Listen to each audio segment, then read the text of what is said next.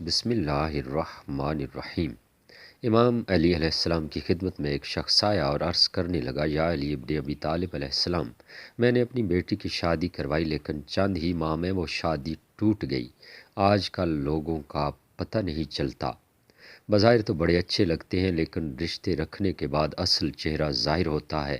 کیا کوئی ایسا عمل نہیں ہے جس سے ہم شادی سے پہلے ہی دیکھ سکیں یہ لڑکی یا لڑکا شادی کرنے کے قابل ہے یا نہیں؟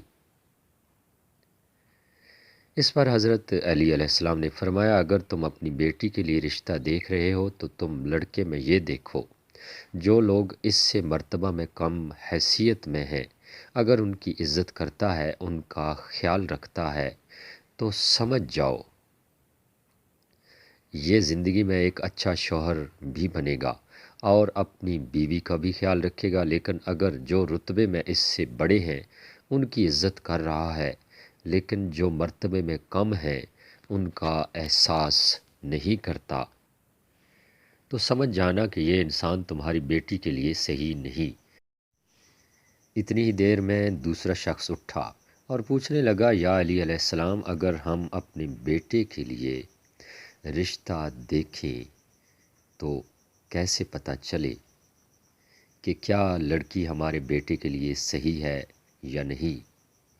اس پر حضرت علی علیہ السلام نے فرمایا، جب اپنے بیٹے کے لیے رشتہ دیکھنے جاؤ تو لڑکی سے چند سوال پوچھو اور تھوڑی دیر گفتگو کرو۔ اگر لڑکی صرف اپنی خوبیاں بتاتی رہے اور ہر بات پہ اپنی تعریف کرتی رہے تو سمجھ جانا یہ لڑکی خود پسندی کے دلدل میں گرفتار ہے۔ لیکن اگر لڑکی اپنے گھر والوں کی بات کرے، اپنے والدین کی بات کرے تو وہ لڑکی آنے والے وقت میں کسی بھی انسان کے لیے اچھی بیوی ثابت ہو سکتی ہے۔ اور اگر کوئی انسان ان دونوں اعمال کے بعد بھی گھبرانے لگے اور فیصلہ نہ کر سکے تو وہ گھر آ کے 27 مرتبہ سورہ کوثر پڑھے اور سو جائے۔ اگر خواب میں خوشحالی یا وہ لڑکا اچھے لباس میں نظر آئے یا وہ لڑکی اچھے لباس میں نظر آئے تو وہ انسان سمجھ جائے کہ یہ رشتہ مبارک ثابت ہوگا۔ لیکن اگر خواب میں آگ یا شیطانی مناظر ہوں یا لڑکی یا اس لڑکے کا خراب روپ دیکھے تو پھر وہ رشتہ بہتر ثابت نہیں ہوگا۔